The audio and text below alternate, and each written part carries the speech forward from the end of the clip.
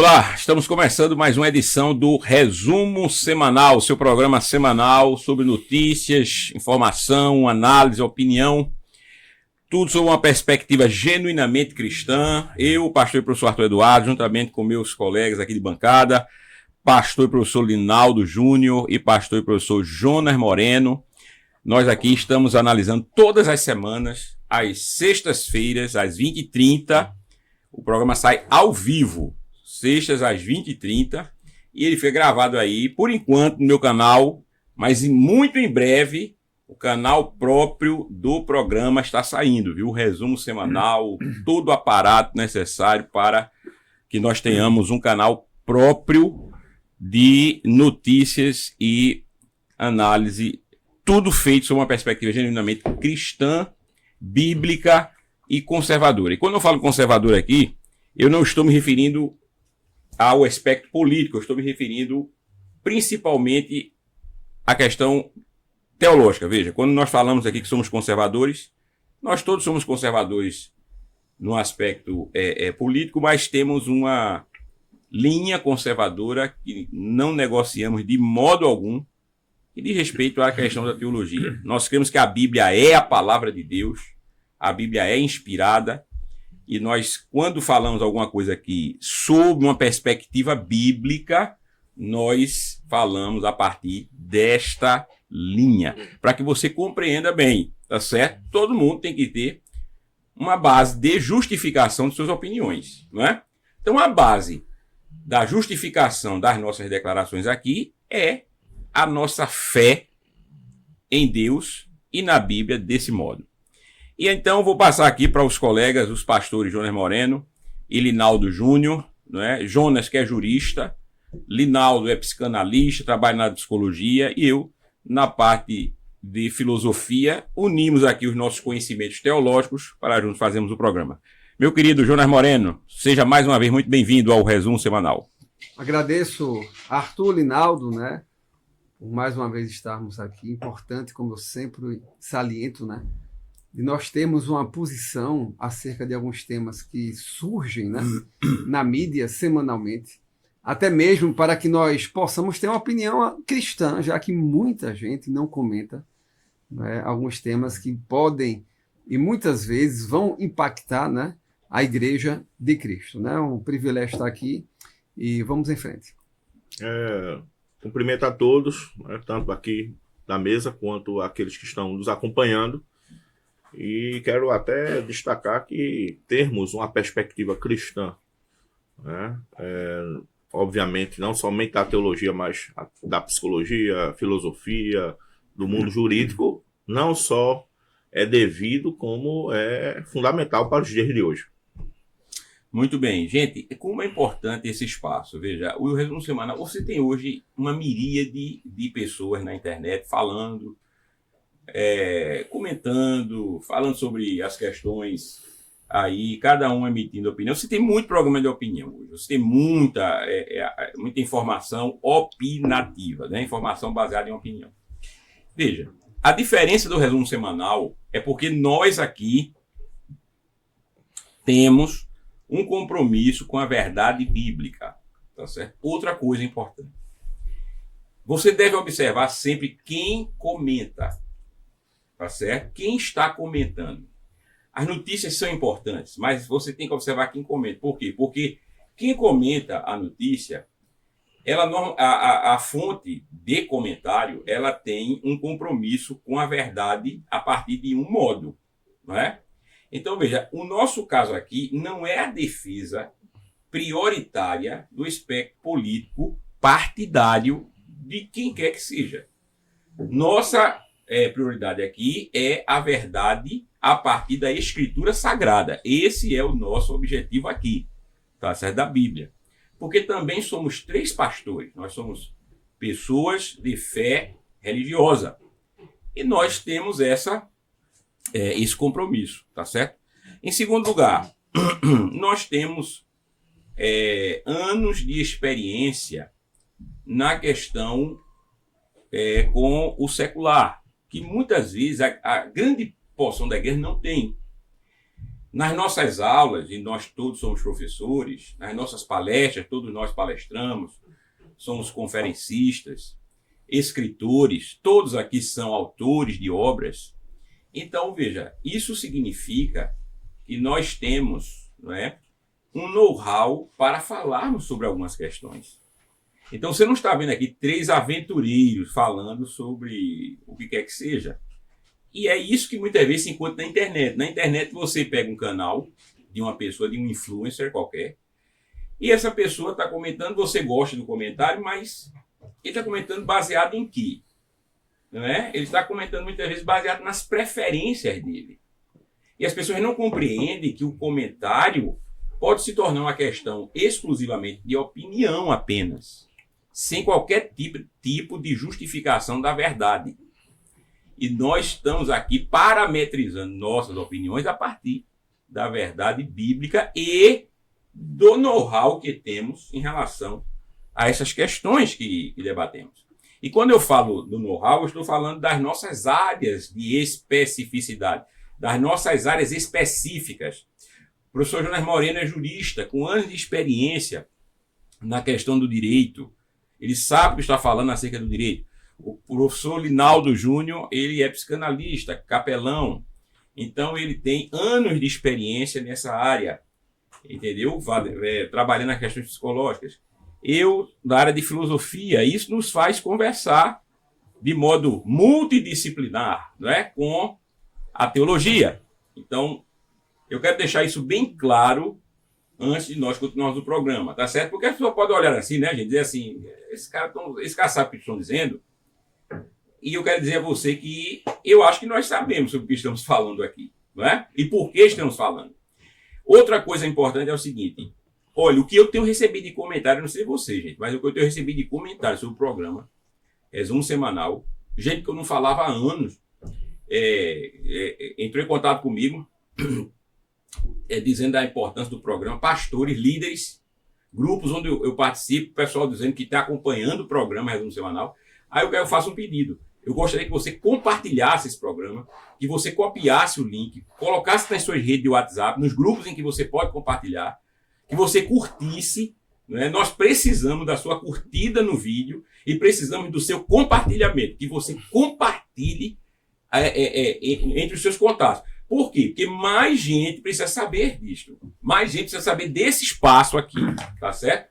E ao final deste programa, nós vamos ter novidades aí para você que está acompanhando o resumo semanal. Portanto, mande aí o seu contato agora, né? Mande aí, copie o link, mande os seus contatos agora, porque estamos começando o resumo semanal sem mais delongas. E eu queria comentar com você, gente, uma notícia, né, que nós vimos, Jonas, e você, primeiramente, que é do direito e tal, e essa notícia, ela se reverberou no Brasil inteiro, né? Nós não aguentamos mais injustiça. E nós vivemos num país injusto, né? Um país onde as leis, elas às vezes não são aplicadas, muitas vezes não são aplicadas, um país onde a sensação de injustiça é muito grande. E aí, Jonas, a gente tem um trabalhador cumprindo normalmente as normas, cumprindo as regras, se matando para levar o sustento para o seu lar, não vê muitos privilégios, né? Não vê muitas coisas, e de repente sai essa notícia. A Câmara aprovou um projeto onde se proibia a famosa saidinha dos presidiários, né? Em determinados dias, tá certo? E o Lula vetou parcialmente esse projeto. Ele vetou o seguinte: esse projeto proibia as saidinhas daqueles que estavam em regime semiaberto. Então, quem está em regime fechado, tudo bem, não sai mais. Mas quem estava em regime semiaberto, agora teria o direito de, além do semiaberto, de ter a saidinha. E Lula disse que a Câmara, né, o Congresso, desculpe, vetou isso, aboliu isso. Agora não poderia mais sair. Aí Lula veta. Lula veta e o ministro da Justiça, Ricardo Lewandowski, diz que ele mesmo aconselhou Lula a vetar parcialmente o projeto. Né? E essas pessoas, então, que estão no regime semiaberto, agora, além do semiaberto, poderão ter a saidinha. Me diga uma coisa, Jonas, a sua visão jurista, tal, isso é justo? Professor Arthur, Linaldo e os amigos que nos veem, né, e nos ouvem, existe e sempre existiu um questionamento muito grande acerca desse processo de sanção, né, que é dado pelo presidente da República. Sim. Porque, olha, o Congresso examina algumas matérias, inclusive em 2 casas, tudo. E quando vai para a presidência da República, ele submete a Advocacia Geral da União e tudo, enfim, se faz um parecer sobre algo que já foi analisado, né? Que já passou na Comissão de Constituição e Justiça. Existe uma discussão muito grande acerca desse procedimento, né?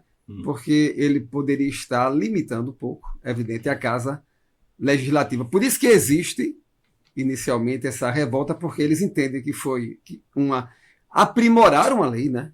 Passaram um período discutindo a lei, porque a sociedade exigiu isso. Sim. Agora, o que me deixa impressionado, que no caso desse complexo, o presidente, ele vem à tona e diz, né? Sim. Para mim, ele não teve coragem de dizer. Sim.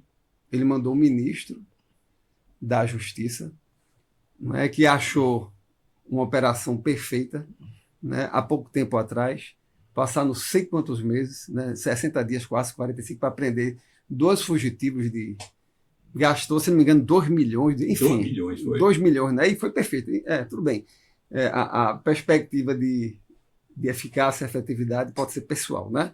Na perspectiva dele. Agora, eu acho que o centro da questão é que o povo não quer isso. E é tão claro que não quer que o presidente não teve coragem de dizer. Vamos ver se daqui a pouco ele vai ter coragem de falar à frente, né? Inclusive, o ministro da Justiça, para falar, teve de chamar o advogado, um passando para o outro. O que dá a entender, na minha perspectiva, que é uma decisão não jurídica, mas política. Agora, vê bem, uma decisão política para permitir saída de preso. Se a gente entender que isso é uma decisão política para permitir uma saída de preso, o que é que está girando em torno de tudo isso? Eu acho que é isso que a população pergunta. Porque nós podemos ver, dar um exemplo. Há um mês atrás, teve aquela questão do Mauro Cid, né? Que ele deu um depoimento fora, pegou alguns autos em que estava em contradição com o seu depoimento, né? E ele imediatamente, depois de depor no Supremo Tribunal Federal, foi preso novamente. Quer dizer, uma medida, parece que para alguns casos, a prisão é a solução. E para quem já está condenado, a soltura é a solução? Não dá para entender. Entendeu? Não dá para entender essa perspectiva. Logo, eu sou contra. Eu acho que a Casa Legislativa, ela expressa a vontade do povo. O presidente deveria sancionar essa medida, porque já passou por uma comissão de Constituição e Justiça e foi bem clara, né? O que torna evidente para mim que nem o presidente ele está, digamos, confortável em dar essa declaração é que ele encomendou para um ministro que ficou sem conforto também e passou para o advogado da União balançando a cabeça assim como se tivesse por obrigação lá devido ao cargo que ocupa, né? Infelizmente, eu lamento a adesão tomada que certamente não reflete. Se nós fizermos uma pesquisa na rua, não vou dizer para você que toda lei tem que partir da consulta popular, né? Algumas podem partir, alguns projetos podem partir nessa perspectiva, mas é algo totalmente contrário ao sentimento popular. Porque, veja só, a gente não tem mais o senso de justiça, não é, Jonas?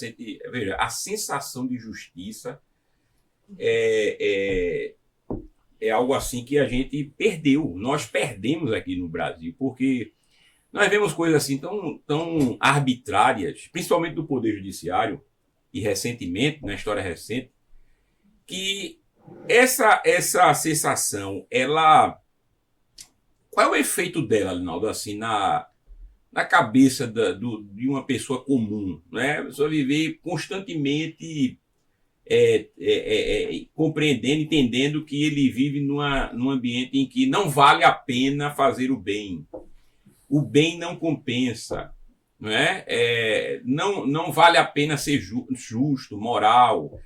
É importante que o camarada realmente ele faça o que for necessário para ter vantagem, né? Parece assim que a gente vê que isso reafirma a famosa lei de Gerson, né? Todo mundo quer ter vantagem, não é? Todo mundo quer se dar bem. Então, como é que fica isso na cabeça do brasileiro comum, Linaldo? Você que é da área da psicologia. Olha, tem vários efeitos, né? Inclusive sintomas do tipo ansiedade exagerada, mas por incrível que pareça, uma coisa que é de concórdia mesmo, assim, de modo quase onipresente na área da psicologia, é algo que está na Bíblia. De modo prático, é um esfriamento do amor. O que me lembra Mateus 24. Pelo aumento da iniquidade, se não me falha a memória, anomia, né? Anomia. Essa ausência do que é justo, das regras que são justas, que dão equilíbrio, que dão a vontade de Deus para o homem no viver, pela facilitação, né, do mal, do pecado, do que é ruim, né, o amor se esfria. Notem que não não havendo amor, é onde há amor deixando de haver. Há um esfriamento de algo que antes era, usando a figura aí, quente, né? Então, o ser humano ele precisa de referências, de estímulos, né? De ideal, de algo a ser perseguido como ideal. Por exemplo, 1 Coríntios 13, ali você tem o ideal do que é o amor, né? Ninguém vai conseguir, porque nós não somos perfeitos, o cumprimento exato, perfeito de tudo aquilo, mas o ideal tem que ser perseguido, tem que ser buscado e tem que ser vivido ao máximo, né? O que eu chamo de o ideal possível, o que é possível em perfeição para nós. Então, na prática, você facilita para que haja a ausência de amor.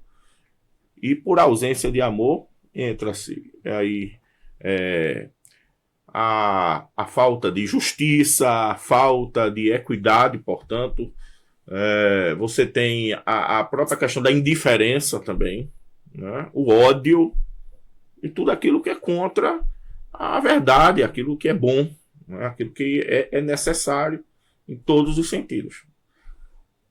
É incrível como a Bíblia ela é perfeita, né?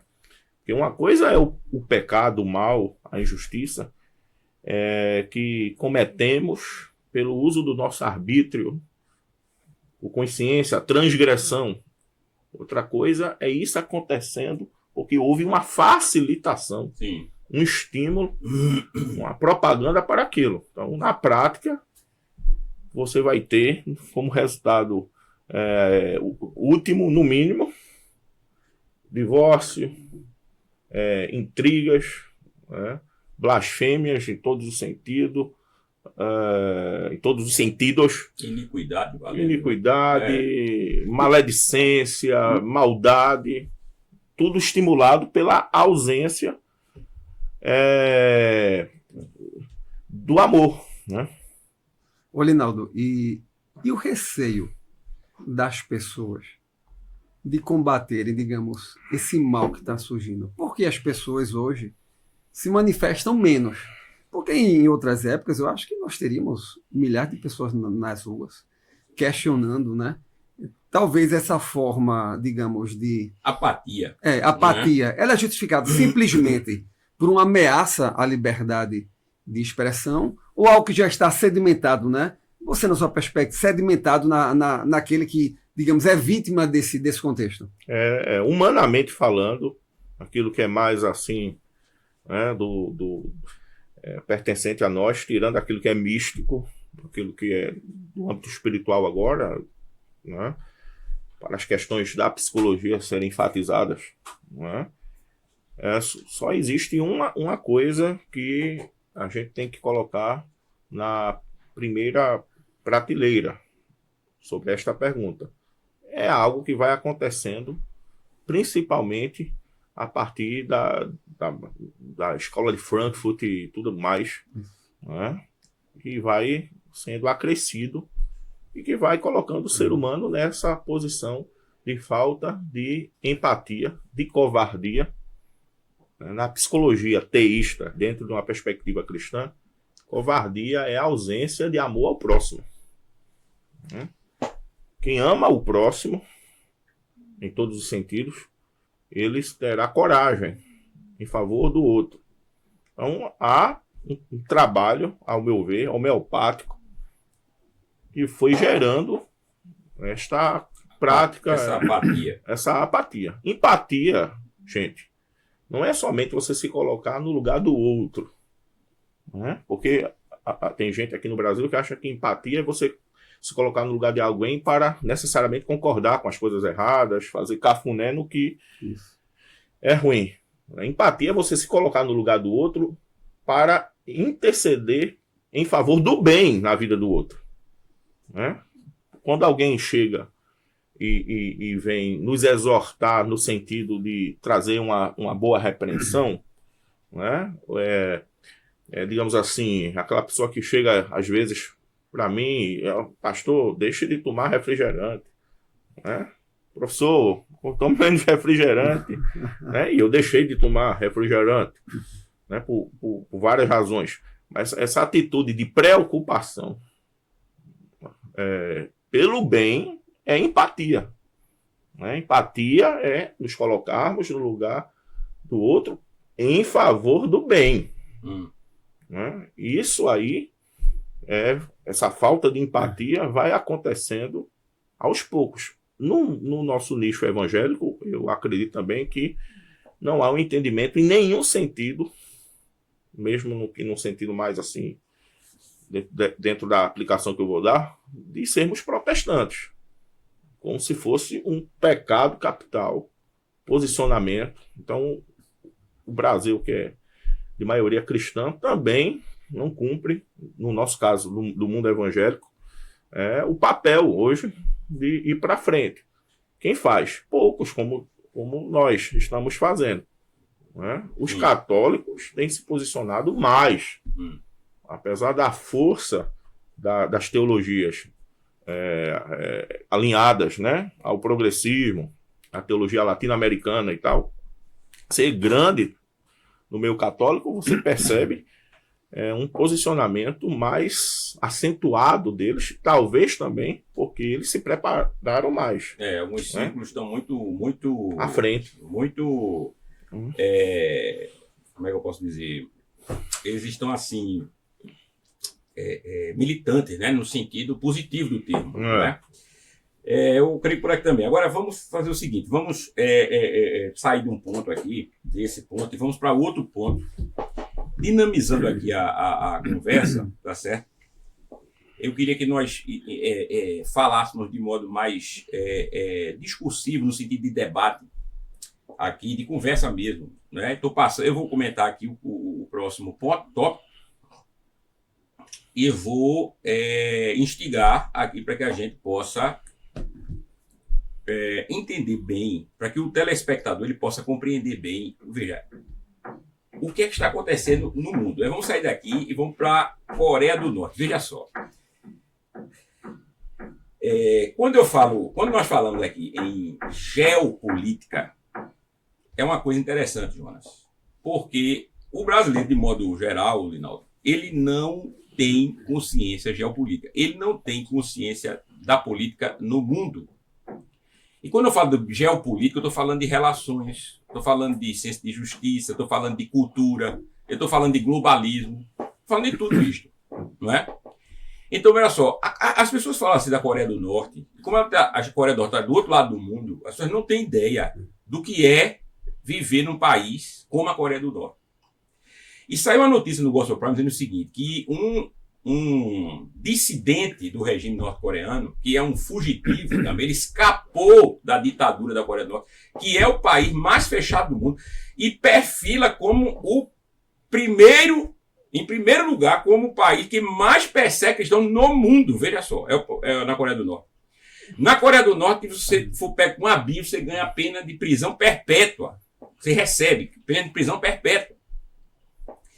E um dissidente, Lee Yong-ju, né, ele disse numa cúpula em Washington, Estados Unidos, em 2022, a cúpula da liberdade religiosa, que aconteceu em Washington, segundo a notícia do Gospel Prime, no dia 11 de abril, ele disse o seguinte, que o evangelho, apesar de toda a perseguição atroz, feroz, visceral contra o engraçado, João, que quando é o seguinte, quando o cristão é preso na Coreia do Norte, a família toda paga.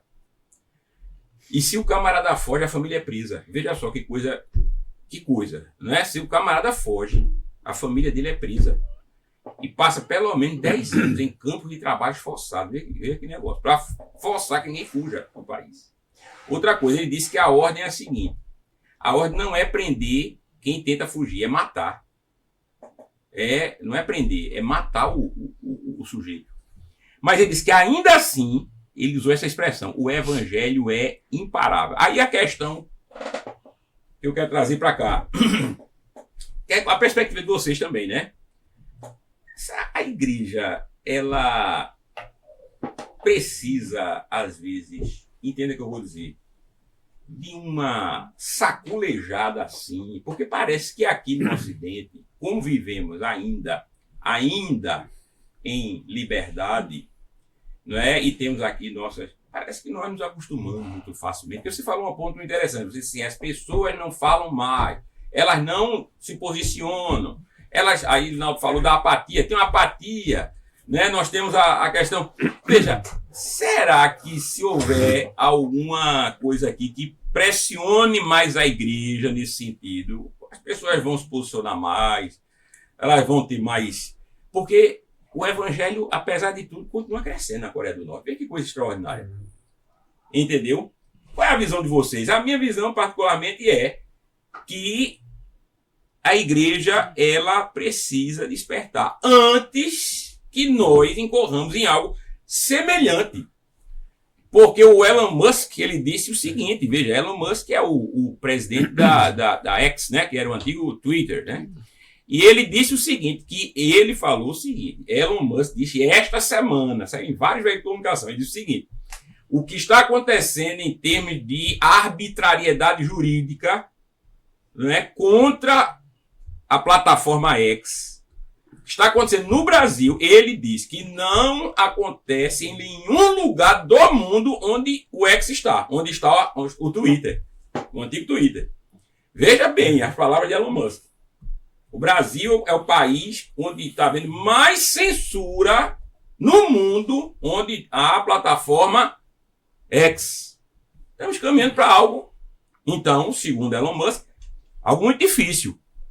Aí eu pergunto, contrassensualmente, né?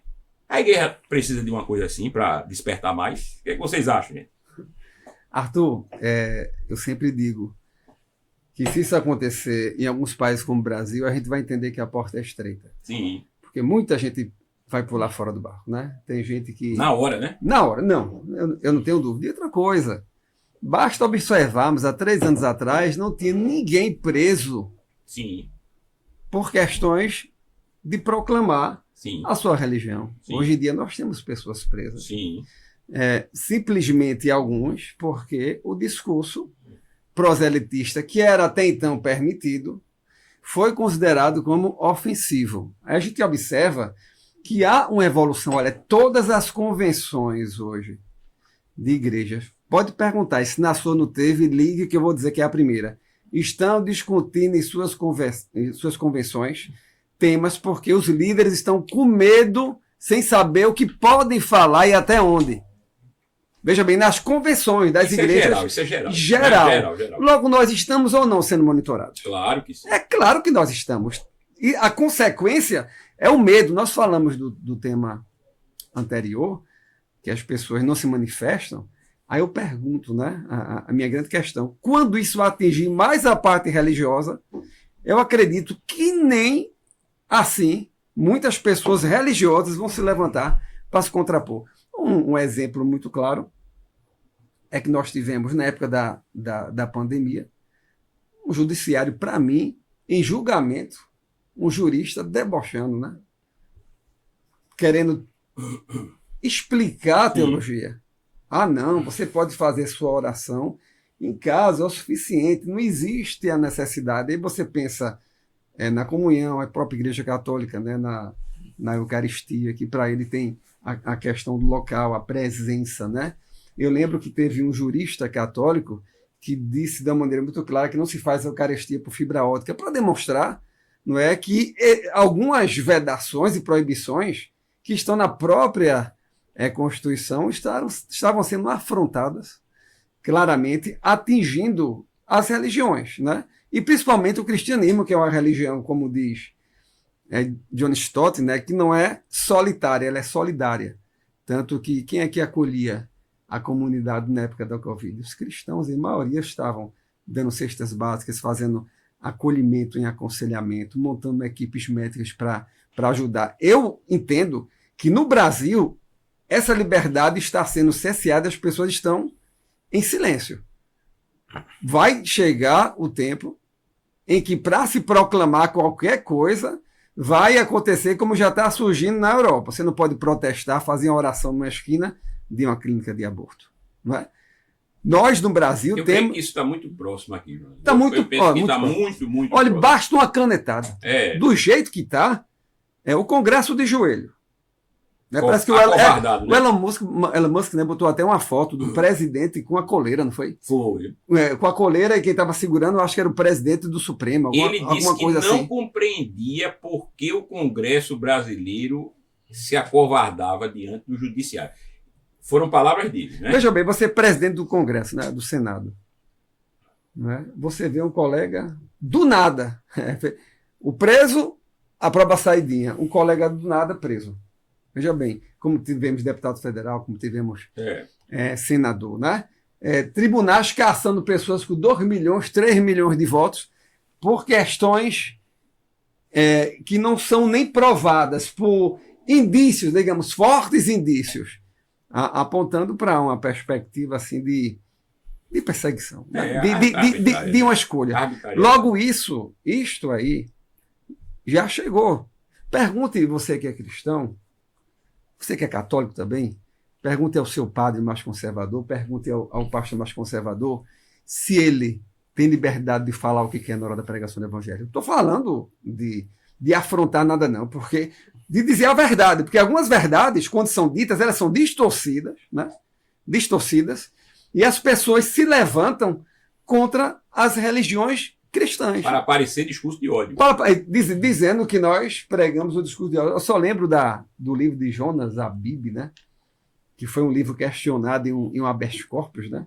Que queria pedir a sua prisão, que ele disse, olha, como é que o discurso pode ser de ódio quando o meu desejo é que você seja salvo, né? O meu desejo é que você se converta, porque eu entendo que há salvação em Cristo. Isso é uma perspectiva. Com relação à Coreia do Norte, a Bíblia tem mostrado que quando há perseguição, digamos, existem aqueles que perseveram, existem aqueles que são sacrificados, inclusive. Inclusive, a estratégia da Coreia do Norte é o seguinte, ela quer que a pessoa fuja mesmo, porque ela criou uma lei que prende todo mundo. Logo, a fuga de um legitima a prisão de 20. Entendeu? Ela quer exatamente isso. Agora, esses que estão fugindo, como o da matéria, estão fazendo diferença. E o testemunho dele e da família, porque permanece lá no campo de concentração, confessando a Cristo, né? Permanecendo até a morte, muitos deles. Isso tem impactado e tem demonstrado para as pessoas que existe algo diferente, algo novo. Agora as pessoas não têm ideia, por exemplo, do que é um campo de concentração na Coreia do Norte. Veja, uma refugiada, certa vez, e esse vídeo eu vi, né? Ela estava falando em um testemunho do Portas Abertas, tá certo? Da missão Portas Abertas, ela está falando o seguinte, que as pessoas, às vezes, nas prisões não têm o que comer, e elas estavam esperando uma vaca, veja, em um determinado campo de concentração, defecar, para ver se entre os dejetos havia algo que pudesse ser ingerido. Ela disse isso no vídeo. É uma refugiada. Ela era uma refugiada, que havia escapado. O outro falou o seguinte, que ele não aguentava mais, não suportava mais a pressão, e ele havia fugido há 3 ou 4 anos da Coreia do Norte. E ele, inclusive, foi alvo de tiros né, de rajadas de metralhadoras, mas conseguiu escapar. E aí a repórter perguntou a ele, e saiu no National Geographic, isso aqui eu me lembro dessa entrevista, no National Geographic, sobre a Coreia do Norte. E aí a repórter perguntava a ele assim, você...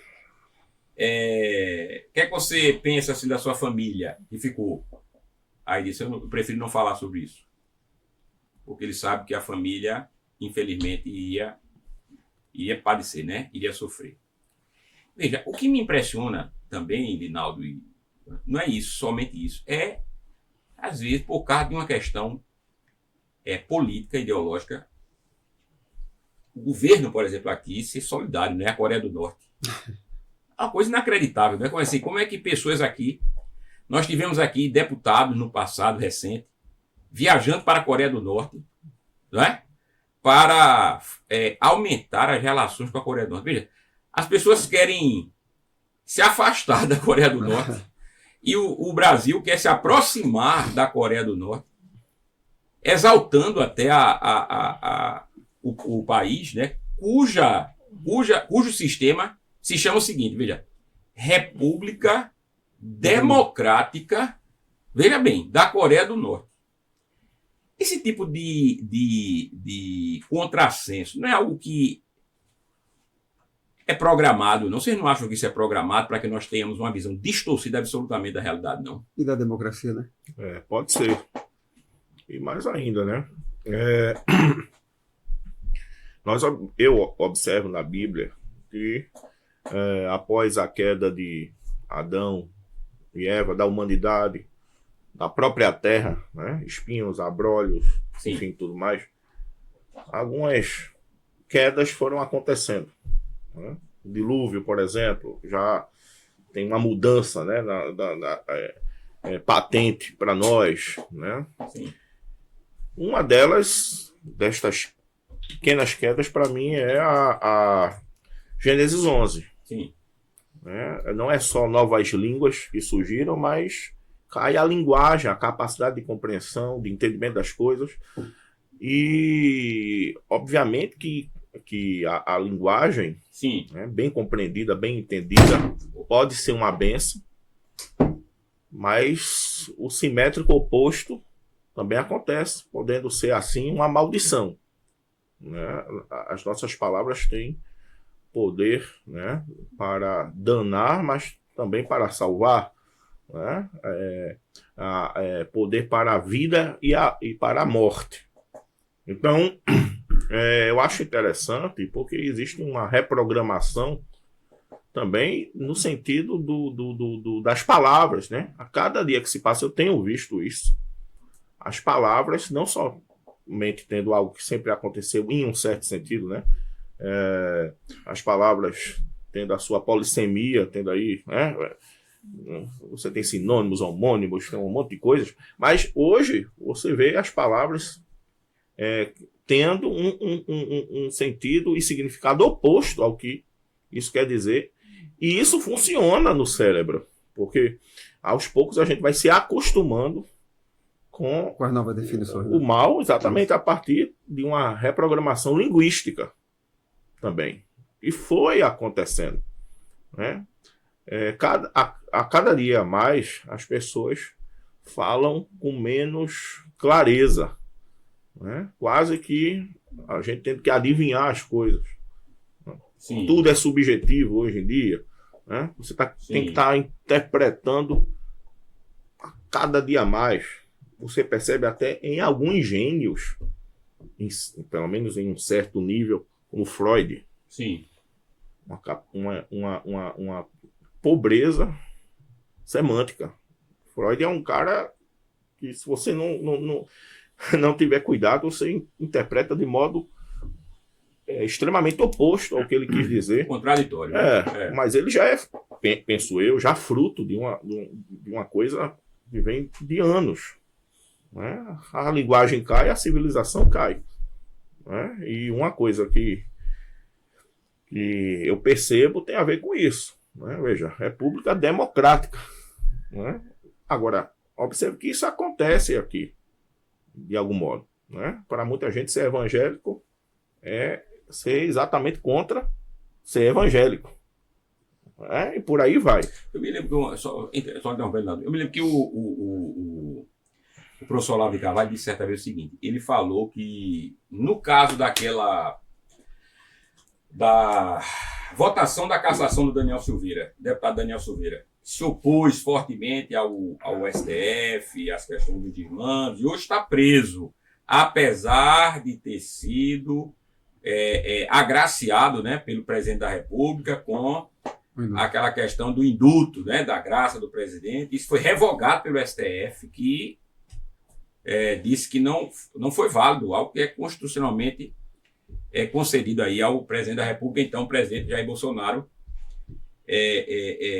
fez isso e foi revogado. Aí, veja bem, eu me lembro que o professor Olavo de Carvalho disse o seguinte: nós vivemos numa época de tanta contradição da realidade, por meio da confusão linguística, que ele previu o seguinte: ele disse: os deputados amigos do Daniel Silveira vão dizer assim no plenário, em nome da liberdade de expressão, em nome da democracia, em nome da liberdade de expressão, eu voto para que ele seja cassado. Eu voto para que ele não possa falar. Né? Eu voto para que ele seja cerceado. E foi exatamente o que aconteceu. Tá certo? E aí, isso me faz pensar aqui, Linaldo e Jonas, num outro ponto que tem tudo a ver com isso que nós estamos falando, que é o que saiu recente no Correio Brasiliense. Veja, e a coisa agora evoluiu para aqueles que trabalham com a fala, assim como nós, que somos professores e pastores, que são os advogados, aí na tua área, Jonas, também. Né? No Correio Brasiliense saiu agora, no dia 11 de abril, o seguinte: após negativa de Alexandre de Moraes, a OAB vai apresentar uma PEC para garantir fala dos advogados. Porque, veja só, o Alexandre de Moraes, ele, no embate com o advogado criminalista Alberto Toron, durante uma sessão da primeira turma da corte, tá certo? Ele disse o seguinte, que o regime interno da corte não permite o tipo de atividade que era, segundo o Alexandre de Moraes, a sustentação oral em defesa do cliente de Alberto Toron, do advogado criminalista Alberto Toron. E o advogado, na ocasião, ele falou o seguinte, que uma lei aprovada em 2022 garante o tempo do advogado para defender. Então, Alexandre de Moraes disse o seguinte, em suma, que o regimento interno da Câmara, segundo ele, era superior à Constituição Federal. Veja, e ficou por isso mesmo e acabou. Né? E aí entra aquilo que você está falando, não. Você pode até continuar nesse sentido. Veja, em nome da lei, agride-se a lei. Em nome da lei, se assassina a lei. Isso levou, pela primeira vez aqui, nesse atual governo, ao presidente da OAB, Jonas, que é o Beto Simonetti, propor, né, uma PEC no Congresso para... Veja só, a PEC não é para mudar nada, não. É para garantir que os advogados tenham o direito de fazer sustentação oral. Ou seja, o advogado que, em suma, vive da fala, não pode falar. Né? Como o advogado vive da defesa, não pode defender. Veja só, vou fazer a pergunta de Chesterton, de G.K. Chesterton, fez há 100 anos atrás, um ensaísta britânico excepcional. O que há de errado com o mundo, gente? Olha, Arthur. Sim. Primeira coisa que me surpreende foi a coragem, né? Sim. Não a tempestividade, que já deveria ter sido feita há muito tempo. Meu amigo, eu não sei porque o Beto Simonetti demorou tanto. Ele tem suas razões que para mim são inexplicáveis. Certo. Né? Não se justifica, né, João? Não, eu acho que porque agora foi uma grande autoridade Sim. que foi... Ele não foi desrespeitado, mas ele recebeu a mesma argumentação. E quando os juristas, né, de renome começam a sofrer, parece que isso balança mais os órgãos de classe, né, da UAB. Porque isso aqui, rapaz, já era para ter sido feito desde a primeira ocasião. E veja bem, a justificativa STF é que uma norma sua infralegal regulamenta diferente. Olha, se a gente for entender que uma norma infralegal, né, ela vai influenciar nos nossos normativos, vai ser uma terra sem dono. Cada um vai colocar lá, não, aqui assim não vale, aqui não vale. E toda normativo infralegal, ele até diz, de maneira subsidiária se aplica, porque ele coloca lá nas suas normas a previsão que estão nas leis, né, aprovadas na Constituição. Eu não posso simplesmente agora, com a norma minha interna lá, eu alterar o impacto do entendimento e de uma norma de validade federal. Agora, o STF tem feito isso, né, gente? O STF, ele afrontou, e até em nível de deboche, alguns advogados que corajosamente, né, insistiram, né, e sob até pena de serem multados, né, pelo exercício, né, da profissão como advogado. Eu lamento a demora, né? Eu, como advogado há 20 e poucos anos já, né? Acho que estou com 25 anos. Eu lamento que a OAB federal tenha demorado tanto. Isso era para fazer imediatamente. Porque o Supremo foi claro, inclusive, quando impediu, não só monocraticamente, mas só em colegiado. Naquele momento era para ser tomada uma atitude. Esperou. Talvez agora, como tem muita gente falando do Supremo, né? Inclusive, eu acho que tem deputados hoje falando de maneira mais ousada do que o Silveira, né, que foi preso, né, com acusações claras hoje, né, para ações, né, do Supremo, ações de líderes que têm afrontado claramente a liberdade religiosa. Talvez isso dê um pouco de coragem ao nosso presidente da OAB, né, nessa perspectiva. Ele é um bom presidente, né, ele foi escolhido pela categoria, tem feito um trabalho excelente, mas eu acho que ele demorou nesta ação, que certamente tem o apoio de todos, viu? Certamente tem o apoio de todos, porque, olha, dá a entender, e pode ser, né, que eles não aceitem a sustentação oral em alguns momentos, porque você vê que alguns votos são prontos, né? Sim. Está lá pronto o voto. Sim. Eu acho que os ministros consideram como um ato inócuo, mas, em casos pessoais, eu já tive ministros e desembargadores que pediram vistas e mudaram o entendimento do relator. Sim. Não é? Com pronunciamento, com fato novo, porque você pode trazer um fato novo. É isso que os advogados entendem. Um fato novo, algo que não foi bem entendido, porque são milhares de processos. E às vezes você, quando está diante de uma corte, né, de um colegiado, é bem mais fácil você, em 10 minutos, explicar exatamente o ponto. Nós já tivemos um caso no nosso escritório que a gente mandou o desembargador ler, se ele pudesse, o processo, a página tal. E lá mostrava a ciência da empresa que foi condenada. E nesse processo estava caminhando numa perspectiva que esse documento não existia, ele nos autos, gente. Logo, a sustentação oral, para mim, em qualquer momento, ela é importante, porque existe o que nós chamamos as questões de ordem pública, que elas podem ser lançadas a qualquer momento no processo. Por que não oralmente, Linaldo? Se é algo que vai mudar o destino do processo. Né? Foi uma atitude feliz, tardia da OAB, mas feliz. E eu torço para que nós tenhamos o apoio. Agora, o pior de tudo, o apoio não é para uma nova lei. É como se você fizesse agora a Constituição para que a Constituição existente fosse aceita.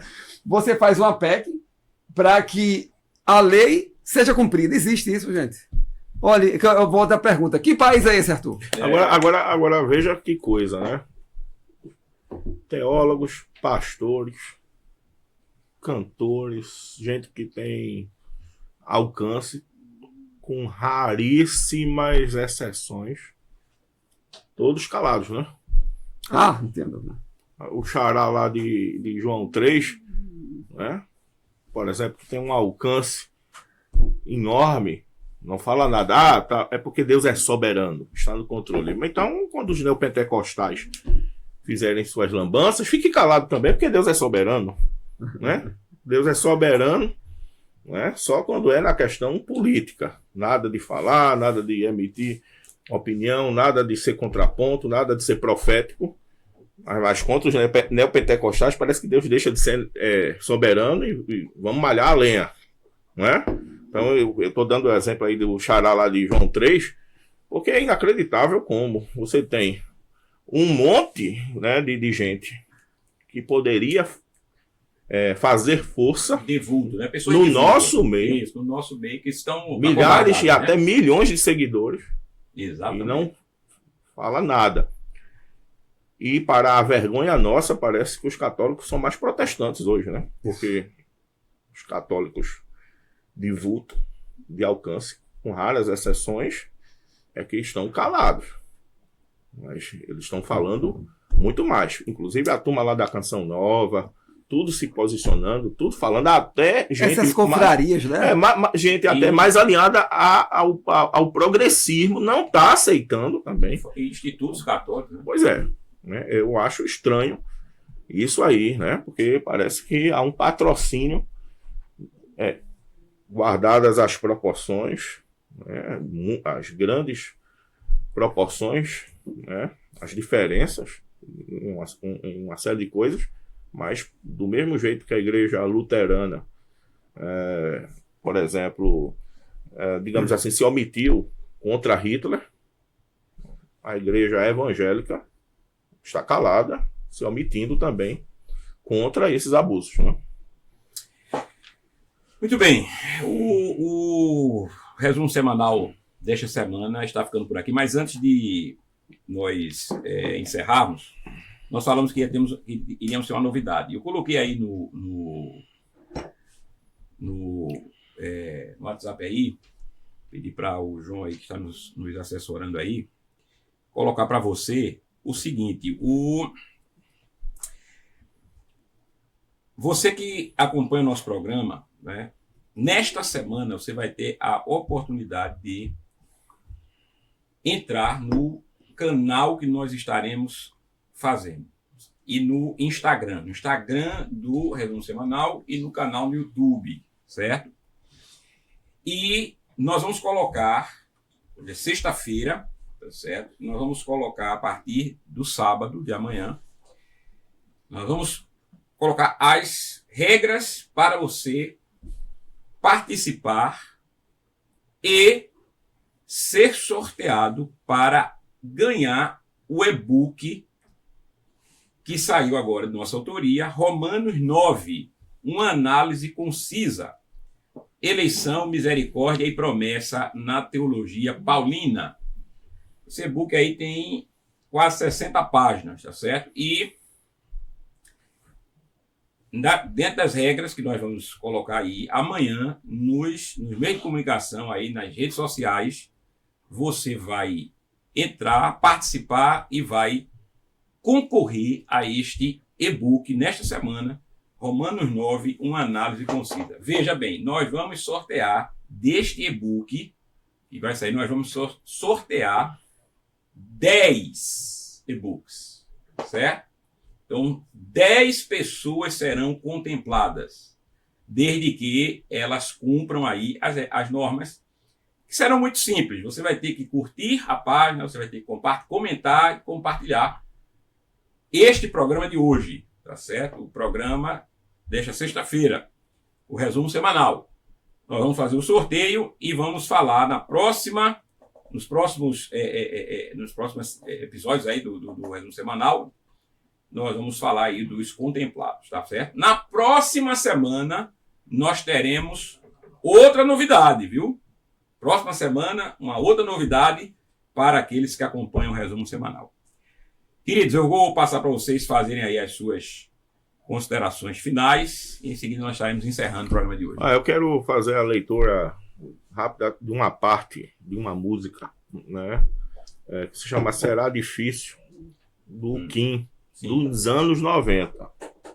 Eu estou querendo mostrar a diferença, né, que foi acontecendo gradativamente das pessoas se calando, mas como nos anos 90, 80, etc., no nosso meio ainda se falava de alguma coisa. É uma música que fala sobre liberdade, e para mostrar o medo que ele tinha da falta de liberdade vindoura, que já estava acontecendo, que ele estava percebendo, ele fala até da questão do aborto. Veja só, essa música, se não me falha a memória, é de 1990. Olhando para o céu, vejo estrelas que brilham todo azul do mar. Pelas cidades, pelas vitrines, crianças não podem mais brincar, né? A liberdade será liberta, ou tudo mais se acabará. Direitos vivos e seres mortos, ideologia para se brincar. Veja que ele está, né, usando uma figura aí, enfim, uma linguagem também, metáforas, essas coisas, né? Ele vai dizer mais na frente, por exemplo, né, que a gente ele já estava vislumbrando que nós estaríamos numa prisão, né? Ele diz assim, olha, e pela fresta de uma janela a fuga é certa para todos nós, né? E aí um dos refrões, né, tá assim, será de cadê? Um momento, pronto. Será difícil dizer que sempre pensei, né? Será difícil dizer o que eu sempre penso, né? Então, isso aí nos anos 90. Aí a gente percebe também em cantores, né, compositores, letristas mais interior ao nosso meio, no sentido de músicas congregacionais, né, como o Grupo Logos, etc., um papel crítico também, né, um papel de boas reclamações, etc. Aí eu quero só, para que as pessoas entendam, o que é que a gente hoje canta, o que é que hoje é produzido, né? Como está favorável a exatamente que não pensemos, que não reflitamos, né? Músicas sem sentido. Egoístas, né, também. Né? Em certo sentido, né? 1 milhão de anos repetindo as mesmas coisas. Não treinando aeróbica. Né? Só para que vocês entendam que a igreja evangélica tem culpa no cartório de tudo que está acontecendo. E se você também é omisso, a sua hora vai chegar. Porque Deus vai cobrar de todos nós, não se vamos conseguir alterar o que já está estabelecido, decretado, determinado ou é inalterável. Mas de que lado estaremos? Né? Todo joelho vai se dobrar, toda língua vai confessar a verdade. Jesus Cristo é o Senhor. De que lado, no céu ou no inferno, a escolha é nossa. Meu amigo Jonas. Bem, eu faço um apelo para que você se junte, né, a nós na proclamação da verdade, né, da divulgação da verdade. Que nós tenhamos a coragem que o Evangelho estabelece. Nossa vida está nas mãos de Deus. A gente tem que ter essa perspectiva, permanecer com ela. E que Deus lhe dê uma semana abençoada e próxima sexta estaremos aqui novamente, falando a verdade no resumo semanal. O plano de Deus, do que Ele quer que aconteça, vai se cumprir. Isso. Se em liberdade ou encarcerados, é verdade. A escolha é nossa. Né? É verdade. Muito bem. Lembra você, fique ligado nas redes sociais, fique ligado aqui nos comentários dos vídeos aqui do programa semanal, do resumo semanal, para esta grande promoção que vamos fazer essa semana, para que você participe e possa ser contemplado eventualmente aí no sorteio que nós vamos fazer de 10 e-books. Romanos 9, uma análise concisa, eleição, misericórdia, promessa, teologia, paulina. Veja, 10 e-books serão distribuídos aí para os telespectadores. Que Deus abençoe sua vida e até a próxima semana, se Deus assim permitir. Valeu, gente. Tchau.